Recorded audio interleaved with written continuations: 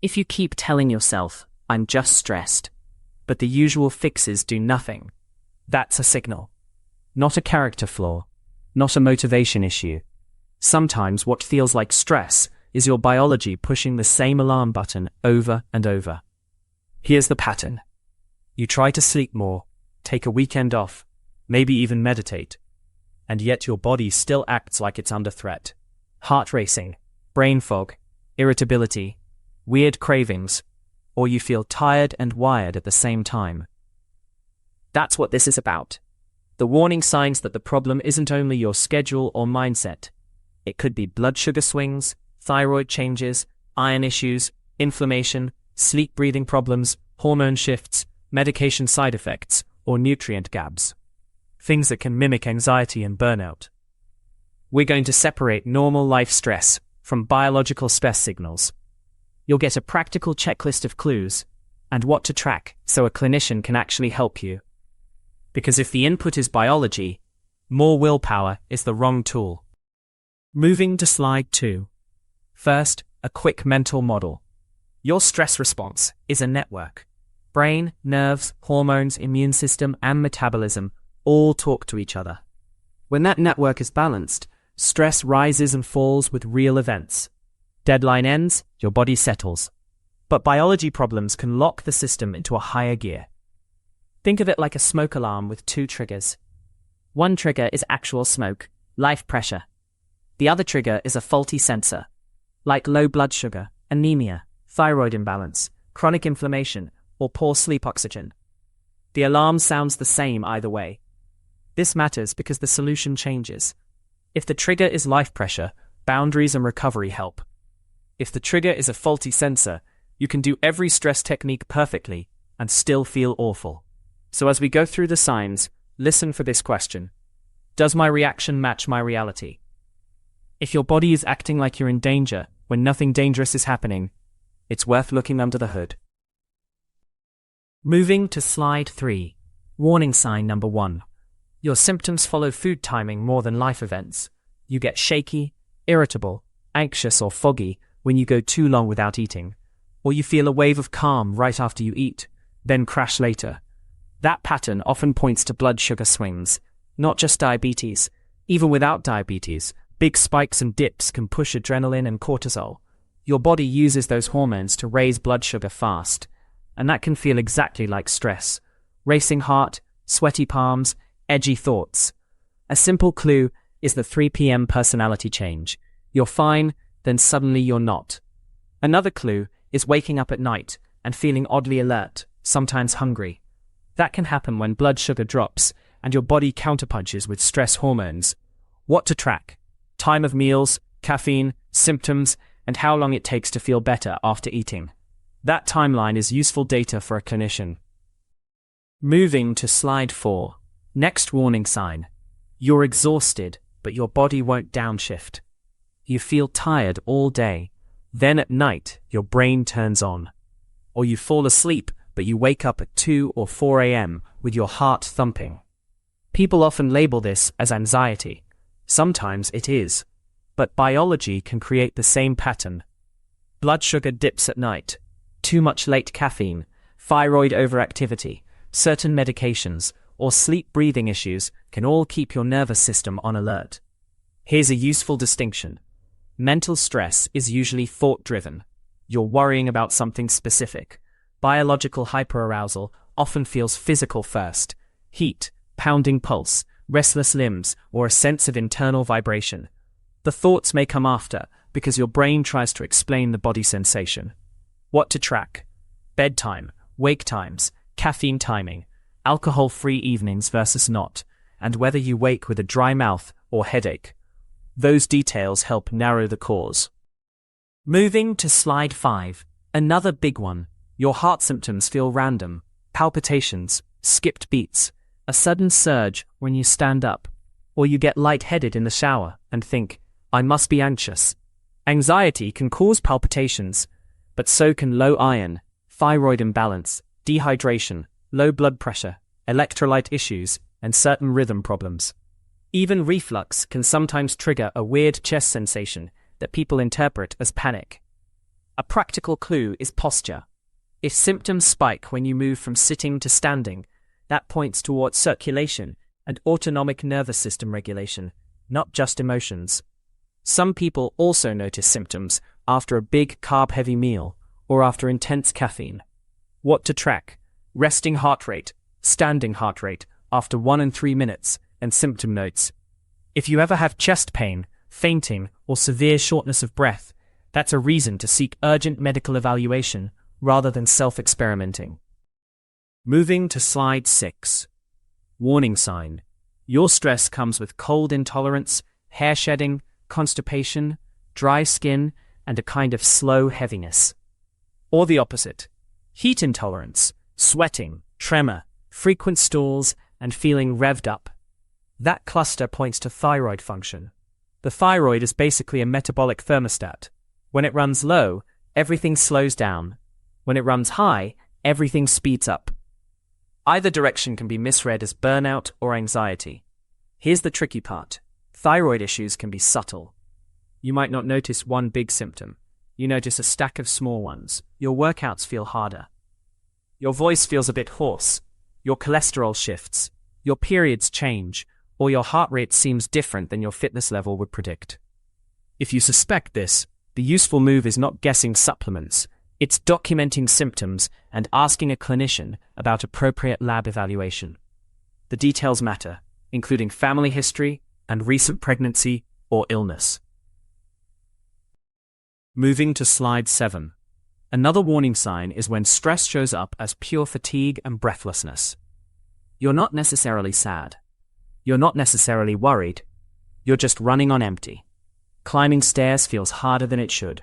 Your heart pounds with mild effort. That's a classic place where iron deficiency and anemia can hide. Iron is tied to oxygen transport. If oxygen delivery is limited, your body compensates by increasing heart rate. That can feel like stress. And it can also make your brain feel foggy and irritable. This is especially relevant if you have heavy periods, follow a diet low in iron-rich foods, donate blood often, have digestive issues, or have been pregnant. But it can happen to anyone. A detail people miss is restless legs at night. That can be linked with low iron stores even before full anemia. The practical step is to note symptoms and risk factors and ask about appropriate testing, often including ferritin.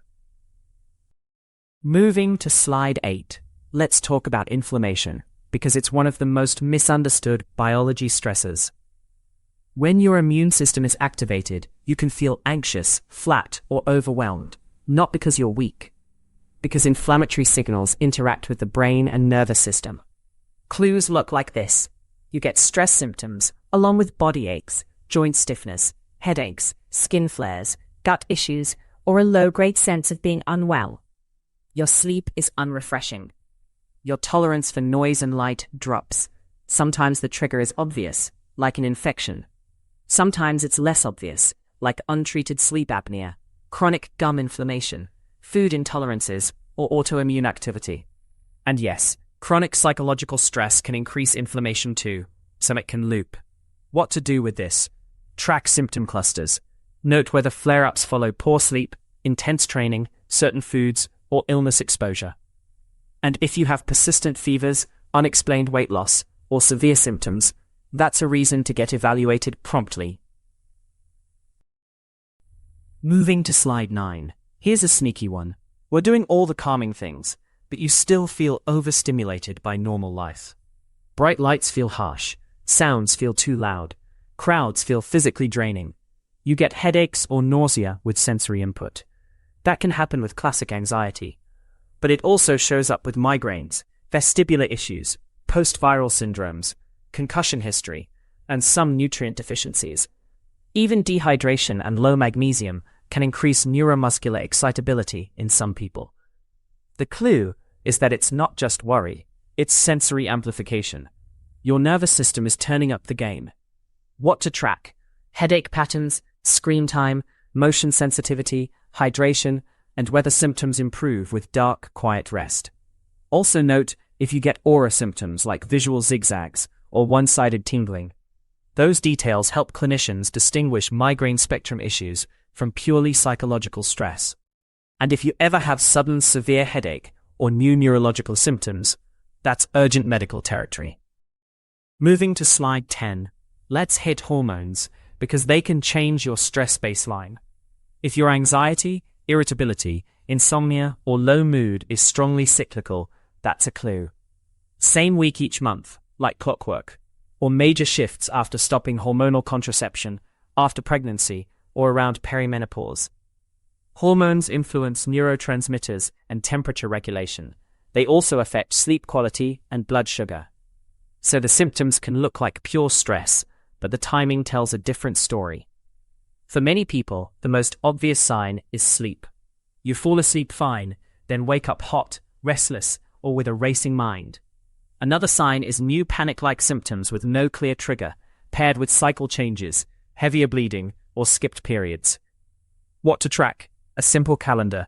Day 1 of your cycle, sleep quality, mood, cravings, headaches, and energy. Patterns over 2 or 3 cycles are much more informative than a single bad week. And if you have very heavy bleeding or bleeding between periods, that's worth medical evaluation.